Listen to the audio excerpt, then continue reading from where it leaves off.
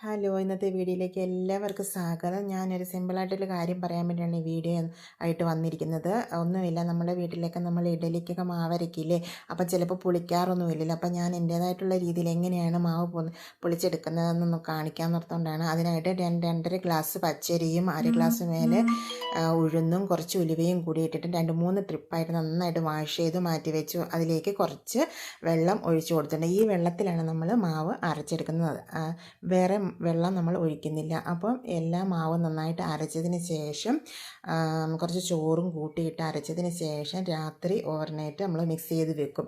Mix ചെയ്ത് വെക്കുന്ന സമയത്ത് ഞാൻ ഉപ്പൊന്നും ചേർക്കാറില്ല. പിറ്റേ ദിവസം രാവിലെ തുറന്ന് നോക്കുമ്പോൾ നന്നായിട്ടത് പൊളിച്ച് പൊങ്ങിയിരിക്കും. ആ സമയത്ത് ഞാൻ ഇതിലേക്ക് കുറച്ച് ഉപ്പും കുറച്ച് പഞ്ചസാരയും കൂടി ഒന്നും കൂടി ഇട്ടിട്ടൊന്ന് മിക്സ് ചെയ്ത് മൂടി വെക്കും കുറച്ച് സമയങ്ങൾ. അതിന് ശേഷമാണ് നമ്മൾ ഇഡലി ഉണ്ടാക്കാൻ നോക്കുന്നത്.